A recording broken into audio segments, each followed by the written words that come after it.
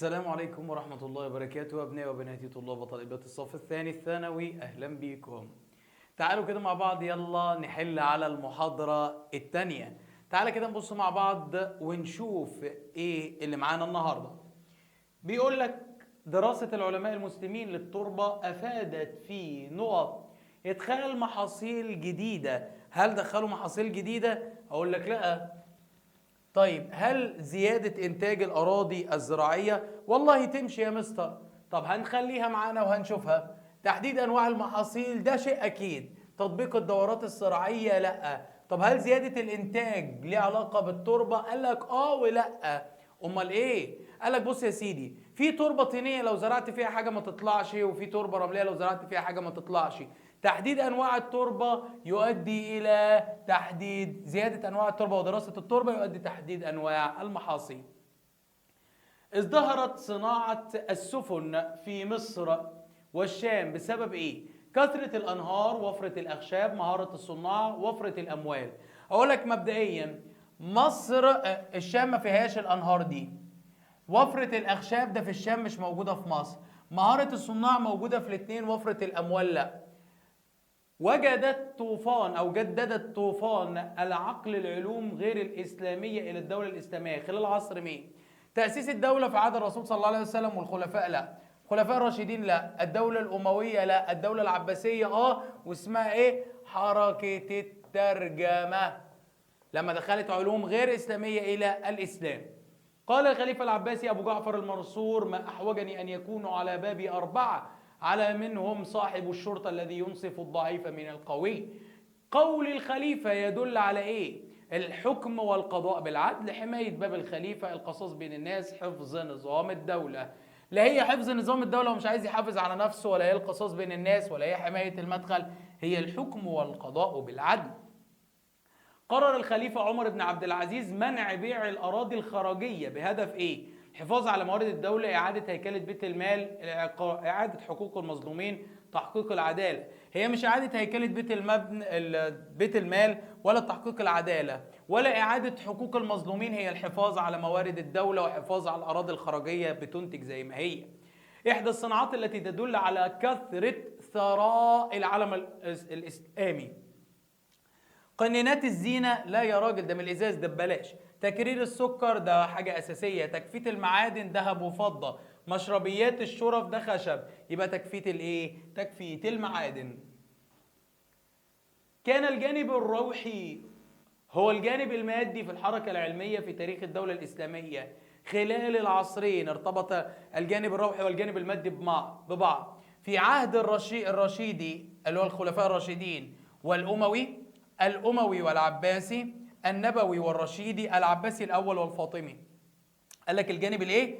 الروحي والجانب المادي هو في الحركة العلمية في تاريخ الدولة. فأنهي جزء؟ يعني الجانب الروحي والجانب المادي متحدين مع بعض، لسه ما انفصلوش عن بعض. في أنهي نقطة؟ أقول لك بكل بساطة، أنت هتاخد أول اتنين، النبوي والرشيدي. الأموي لأ، والعباسي لأ. عباسي وفاطمي ما شاء الله كانوا مبهدلين الدنيا خالص وزودوا في وجود العلوم.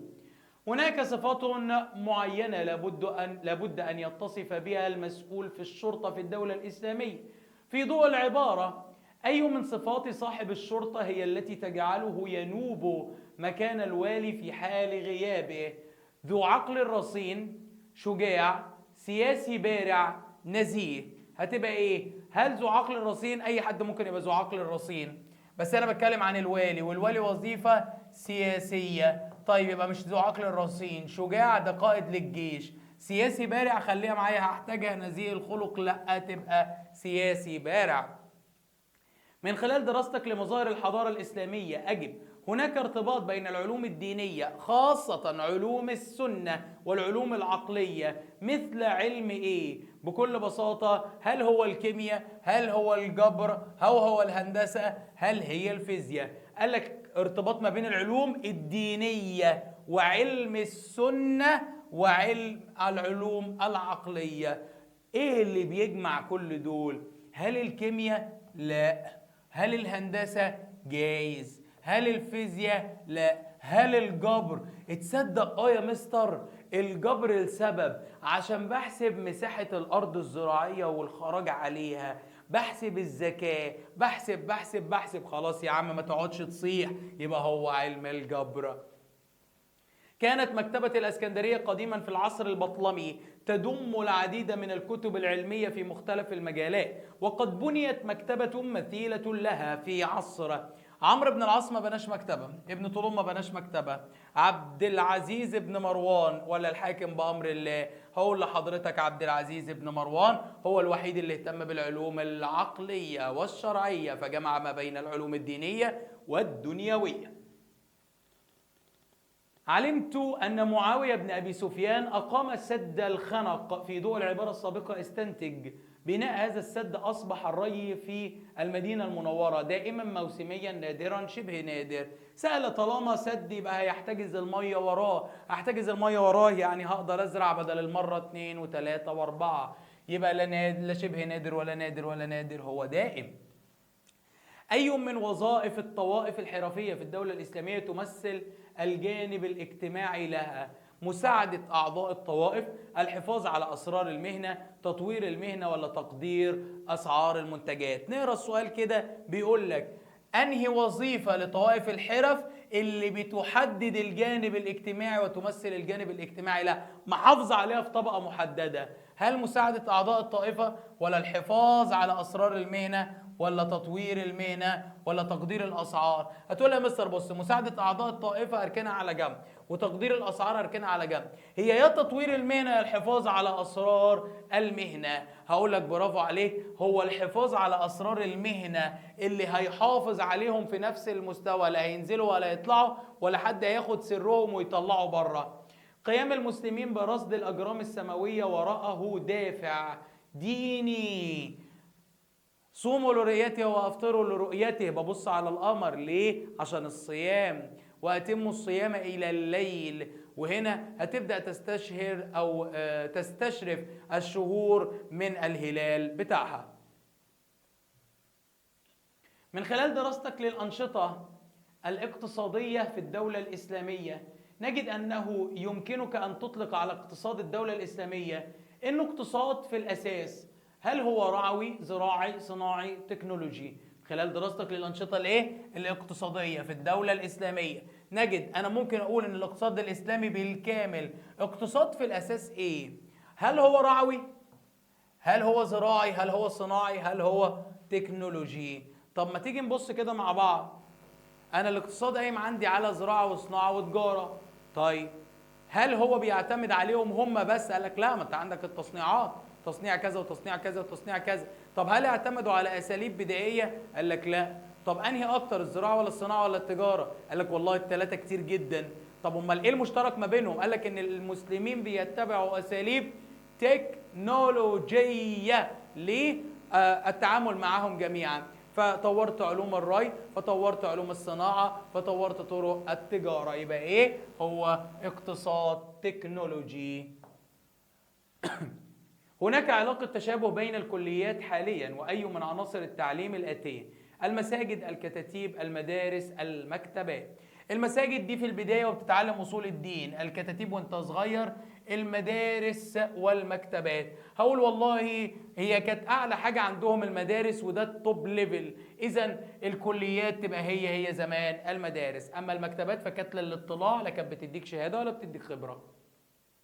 انتشر الإسلام في بعض مناطق آسيا وأفريقيا عن طريق حركة التجارة. في ضوء هذه الحقيقة استنتج أي من المواقع الآتية أدت لنشر الإسلام عن طريق التجارة مع المسلمين: رخص ثمن البضائع، جودة المنتجات الإسلامية، سرعة وصول التجار، المعاملة مع التجار. أنا مش محتاج أحتار كتير، هي المعاملة مع التجار. أي من العلوم الآتية لم يتعلمه المسلمين نتيجة حركة النقل والترجمة؟ علم أصلي من العلوم الأصلية الإسلامية.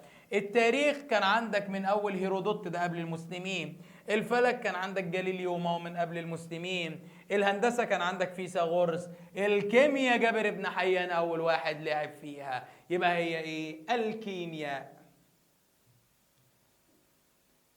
أول وظيفة سياسية مستحدثة ظهرت في تاريخ الدولة الإسلامية فعليا كانت وظيفة صاحب الشرطة، الوزير، الوالي، عامل الخراج. خد بالك من النقطة دي، وظيفة هقول لك هي إيه؟ هي عامل الخراج، ودي كانت في عهد الرسول صلى الله عليه وسلم. قبل أن يتسلم والي العراق مهام عمله توجه لمقابلة الخليفة عمر بن الخطاب. في دور دراستك استنتج سبب اللقاء: القسم على الولاء والطاعة، تسلم ديوان الخاتم، إبلاغ الخليفة بما يملكه الوالي، تقديم الشكر للخليفة. نظام المحاسبة، الراجل ده هيتحاسب ويخضع لحساب ملكين، مش هيقسم على الولاء والطاعة لأن هو كده كده مقدم البيعة، مش هيتسلم ديوان الخاتم لأن ديوان الخاتم اللي عمله معاوية بن أبي سفيان، تقديم الشكر أكيد مش هيروح يشكر الخليفة عمر بن الخطاب ما كانش بيحب الشكر والثناء. إبلاغه بما يملك، أنا معايا 3 4 فدان، لما اخرج على المعاش الاقي 5 6 فدان بالكتير او مع المرتب، لقيت 100 فدان يبقى انت حرامي، يبقى ابلاغه بما يملك. يحتاج عالم الفقه لمعرفة بعض العلوم الدينية مثل غير الدينية عذرا. مثل ايه؟ عالم الفقه محتاج يعرف ايه؟ عالم الفقه اللي بينظم امور الدنيا، اللي بينظم لي الصلاة والصوم والزكاة والكلام ده كله، محتاج يعرف ايه؟ فلسفة ولا جبر ولا كيمياء ولا طب؟ الطب هو ليس بطبيب، هو مش هيفتح بطني، هو مش هيقعد يدور على الكبد والامعاء، مش محتاجه. الكيمياء هو مش هيعمل لي دواء. الفلسفة أنا مش هقول له النبي أنا عندي ورث وعايزه يقعد يقول لي إيه كيف خلقت السماء، لا أنا حضرتك مش جاي تتفلسف هنا، أنا عايزك تحسب لي. الحساب إذن هو الجبر. أحد المشروعات الاقتصادية التي أقامها عمرو بن العاص في مصر تجديد ميناء بوغاز في الإسكندرية، خليج أمير المؤمنين، بناء الفسطاط، بناء الخنق. قال لي مشروع اقتصادي عمله عمرو على طول حفر خليج أمير المؤمنين.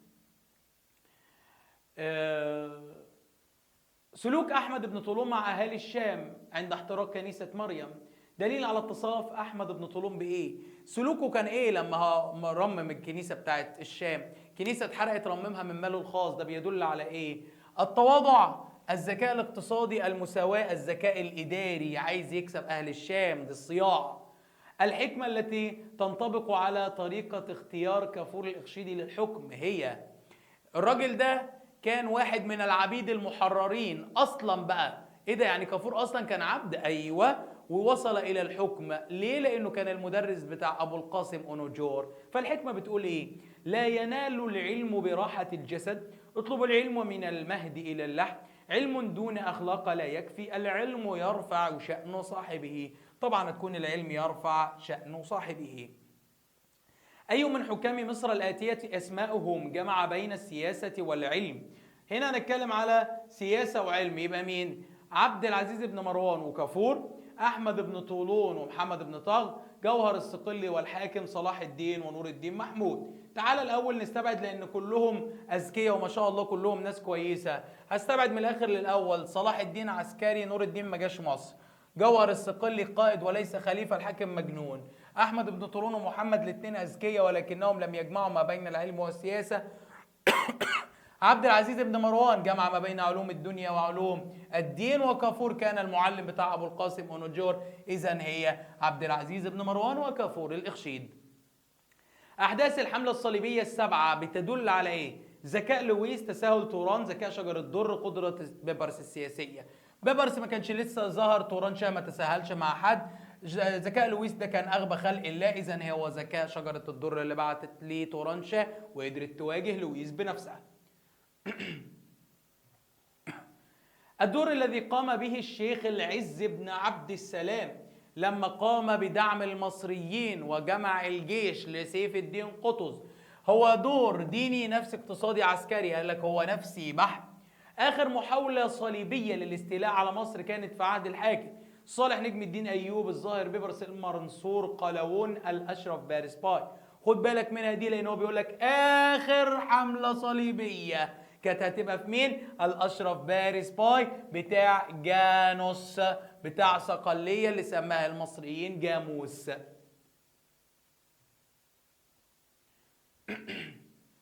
لمواجهة الخطر المغولي اتبع الناصر محمد بن قلبون وسائل. الخطر المغولي هنا كان خطر وفيه تحالف، يبقى عسكرية اقتصادية، عسكرية سياسية، اجتماعية اقتصادية، ولا سياسية اجتماعية؟ هتقول لي عسكرية وسياسية. آخر مواجهات المسلمين ضد الصليبيين كانت فين؟ الاسكندرية، عكا، قبرص، دمياط. خد بالك آخر مواجهة اللي هي بتاعت الأشرف فارس باي، اللي هي آخر حاجة خالص بتاعت جانوس، كانت فين؟ كانت في قبرص. وخد بالك منها إن المسلمين هم اللي راحوا لحد قبرص وضربوهم. تمام؟ العامل الأساسي في صمود المسلمين أمام الحملة الصليبية السبعة يعود إلى قوة شخصية شجرة الدر، سوء تخطيط لويس، استقرار السياسة الدولية، مساندة الدولة العباسية. الدولة العباسية ولا كان عندها خبر وكانت نايمة في مية البطيخ. الاستقرار السياسي ما كانش حاصل بسبب موت نجم الدين أيوب. سوء التخطيط لويس التاسع هو كده كده كان حمار، بس أنا أقدر أقول إن هو بسبب قوة شخصية شجرة الدر اللي قدرت تقود الدولة وجوزها ميت.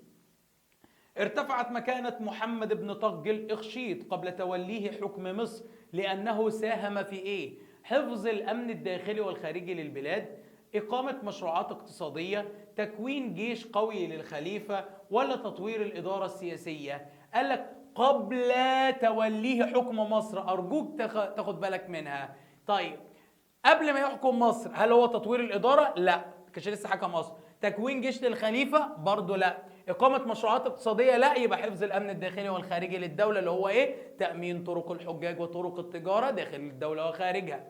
رغم ما أثير من جدل حول شروط صلح الرملة ما بين صلاح الدين الأيوبي وأسد الدين شيريكو والصليبيين، فإنه حقق مكاسبا سياسيا هامة للمسلمين تمثل فيه تبعية الأماكن المقدسة للمسلمين، إثبات سماحة الإسلام، إنهاء الحروب الصليبية، إذلال القادة الصليبيين. إحنا ما ذليناش حد، بالعكس دول رجعوا مكرمين. انتهاء الحروب الصليبية ما انتهتش، ده أنا عندي 5 و6 و7.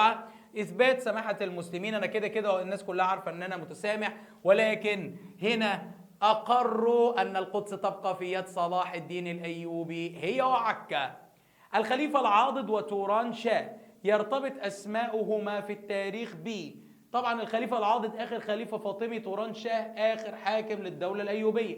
مواجهة الأخطار الخارجية، نهاية الدول الإسلامية، تأسيس أنظمة سياسية، إنجاز مشروعات. أنا لسه مجاوبها، نهاية الدول الإسلامية. توران شاه آخر واحد في الدولة الأيوبية، والعاضد آخر واحد في الدولة الفاطمية. دخول جوهر الصقلي إلى الإسكندرية سلما وبدون قتال، دليلا على إيه؟ المصريين مرحبين بالفاطميين، ولا ضعف قوات الإخشيديين، ولا كثرة الجنود الفاطميين، ولا عدم وجود أسطول حربي؟ هو أنا هستبعد أسطول حربي عشان المعركة كلها كانت على البر. كثرة الجنود الفاطميين صح، ضعف قوات الإخشيديين صح، ترحيب المصريين بالفاطميين لا. هو جوهر الصقلي حيد المصريين، بس المصريين ما كانوش مرحبين عادي، أنا حيدتهم بس. طب كثرة الجنود ولا ضعف قوات؟ حتى لو الجنود كتير والقوات الإخشيدية قوية كانوا هيتهزموا، وده معناه ضعف قوات الإخشيديين، وده كان بسبب الصراع اللي داير ما بين البيت الإخشيدي وبعضه. في ضوء دراستك عن عوامل الفتح الإسلامي لمصر، استنتج العامل الحربي الذي ارتبط بظروف مصر من الناحية الإيه؟ طيب بيقول لك عوامل الفتح اللي هو أول حاجة جاية في الدولة الإسلامية.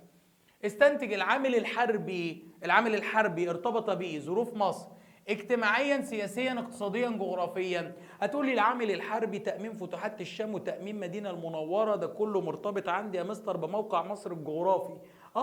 يبقى الموقع الجغرافي أسباب جغرافية. بدخول جوهر الصقلي مصر حدث بها تحول سياسي، ثم تحول. جوهر عمل ايه؟ حول مصر خلال 3 سنوات من دولة ذات تبعية سنية للخلافة العباسية إلى دولة شيعية. يبقى ما غيرش الدين، عشان الناس هتيجي تقول لي ديني يا حبيبي، لا مش ديني، ما حولناش ليهود ولا أي حاجة، احنا لسه مسلمين زي ما احنا، بس غير المذهب من سنة لشيعة، مش اجتماعي ولا اقتصادي، إذن هي ايه؟ مذهبي. خلال دراستك لحاكم الدولة الفاطمية لحكام الدولة الفاطمية أجب أي من الخلفاء كان يجب على المصريين التعامل معه بحذر شديد؟ هوبا، كان مين بقى؟ المستنصر، المعز، العزيز، الحاكم. هوبا، حلو. ثالث عواصم مصر الإسلامية هي إيه؟ فاكرين أنا قعدت أنبح في صدري وأقول ترتيبهم مهم. تاني هعيد ترتيبهم عليك عشان تتفكروا. أول واحدة الفسطاط، تاني واحدة حلوان، تالت واحدة العسكر، رابع واحدة القطائع، أما الخامسة القاهرة. يبقى التالتة كانت إيه؟ التالتة كانت إيه؟ دي واحد، دي واحد، دي أربعة، دي تلاتة، دي خمسة. هو قال لي تالت عاصمة، أيوة، تبقى العسكر في عهد الدولة العباسية. العامل المشترك في جميع الدول المستقلة التي قامت في مصر هو انتمائها لأصول عربية، امتداد نفوذها للشام، امتداد نفوذها في شمال أفريقيا، قيام معاهدات مع العباسيين. مبدئيا ما فيش غير واحد بس اللي عمل معاهدة مع العباسيين، خمراوي. امتداد نفوذها في بلاد شمال افريقيا مفيش غير الدوله الفاطميه. انتمائهم لاصول عربيه، ابن طولون والاخشيد اصلا مش من اصول عربيه، اذا امتداد نفوذهم الى الشام طولونيه، اخشيديه، فاطميه، كلهم خدوا الشام. العلاقه ما بين الحضاره الاسلاميه وحضارات الانسانيه هي علاقه تناقض، تنافر، تصارع، تكامل. اقول لك احنا خدنا منهم وطورنا عليهم، هم خدوا مننا وبالوا على عندنا، اذا هي علاقه تكامل.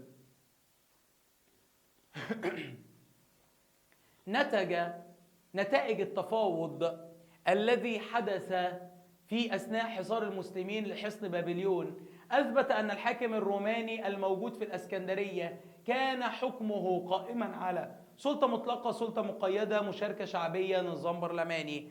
لما جه المقوقس وطلب الصلح مع المسلمين ولكن رفضوا هرقل، وبالتالي فشلت المفاوضات. يبقى لما معهوش سلطة مطلقة لأنه مش قادر ياخد قرار، سلطته سلطة مقيدة، مالوش مشاركة شعبية ولا عنده نظام برلماني. من الملاحظ في أثناء فتح جيش عمرو بن العاص لمصر ترحيب الأقباط بمجيء عمرو بن العاص، لأنهم خافوا من المسلمين، لا كانوا بيسمعوا عنهم خير، يكرهون حكم الرومان جدا. دخلوا جميعهم في الإسلام؟ لا يجيدون الحرب، بالعكس المصريين كانوا كل سنة يعملوا ثورة على الرومان، إذا يكرهون الحكم الروماني. من خلال دراستك لدور المسلمين في مواجهة الحملات الصليبية استنتج في عهد أي دولة مستقلة كانت مصر أكثر أمنا من الحملات الصليبية. هل في عهد الدولة العباسية ولا الدولة السلجوقية ولا الدولة الأيوبية ولا الدولة المملوكية؟ هقول لك والله هبص لها كده هلاقي ان الدولة العباسية اصلا خسرت كتير من الممتلكات قدام الصليبيين. هبص على السلجوقية وهلاقيها انهارت قدام الصليبيين. هبص على الأيوبية وهتفاجئ بالباشا الكامل محمد بيسلم يافا تسليما إلى فريدريك الثاني، وبالتالي جاء عليها كمان الحملة الصليبية الخامسة والحملة الصليبية الستة والحملة الصليبية السبعة والحملة الصليبية الثالثة. يبقى لا في الدولة الأيوبية. أما الدولة المملوكية فقد انتصرت على الصليبيين في الشام، فقد استردت عكا، استردت الرها، استردت أنطاكيا، وقدرت ان هي تطرد الصليبيين من الشام بالكامل، حتى انها اخضعت قبرص الى الدولة الاسلامية، اذن هي الدولة المملوكية. اتسمت اهداف المسلمين من تكوين جيش بالسمة الثقافية والعلمية، الدينية، العسكرية، الإدارية، الاقتصادية، الأدبية، الاجتماعية. أنا مكون جيش عشان حاجتين، يحميني وده هدف عسكري، أنشر الإسلام وده هدف ديني، يبقى دينية وعسكرية. أشركه الخليفة معه في مهام حفظ الدين وحمايته في الدولة، والعبارة تتحدث عن مين اللي مسؤول عن حفظ الدين؟ لا المحتسب ولا الشرطي ولا القاضي، إنما الوالي هو المشترك معايا في حفظ الدين. أسهمت ظروف الصراع بين شاور ودرغام إلى تطلع نور الدين إلى ضم مصر إلى ممتلكاته، تكوين مصر، ضم مصر وتكوين جبهة ضد الصليبيين، ضم مصر وإعادتها للخلافة العباسية، ضم مصر وتأمين طرق الحج والتجارة، ضم مصر ومحاصرة العراق. لا هي مش محاصرة العراق ولا تأمين الحج هي ولا العباسية، هي ضم مصر وتكوين جبهة ضد الصليبيين عشان يعمل عليهم كماشة ما بين الشام وما بين مصر. معظم السلطات التي كانت في يد الوالي كانت سلطات دينية، تنفيذية، تشريعية، قضائية. هقول لك والله الوالي كان مسؤول عن حفظ الدين، بس هو أيضا مسؤول عن جباية الخراج وجباية وحفظ الأمن في الدولة وإقرار النظام، وهو رئيسا للشرطة ومشرفا على القضاء. إذن هي سلطة تنفيذية. الدولة التي شكلت خطرا من ناحية البحر على الدولة الإسلامية ودفعتها إلى إنشاء أسطول بحري هي من الآخر أولا عن آخر أيام سيدنا عثمان بن عفان كان البحر المتوسط بيلقب باسم بحر الروم، اللي هي مين بقى؟ الزنجية، التتارية، الفارسية، بيزنطية، تبقى البيزنطية. أحد العوامل التي ساعدت الفاطميين على الاستيلاء على مصر انفصال مصر عن الخلافة العباسية، تخلي الخلافة العباسية عن مصر، اضطراب أحوال مصر السياسية والعسكرية، ترحيب المصريين بمجيء الفاطميين. تاني ما رحبناش بيهم. اضطراب أحوال مصر، أيوة، بسبب الصراع داخل البيت الإخشيدي. العباسيين ما تخلوش عن مصر، ده كانوا بيعيطوا بدل الدموع دم عليها. انفصال مصر، مصر ما انفصلتش عن الخلافة العباسية لا في الطولونيين ولا في الإخشيديين. إذن اضطراب أحوال مصر السياسية. أراد الفاطميون من إنشاء مدينة القاهرة كعاصمة لهم. إيه؟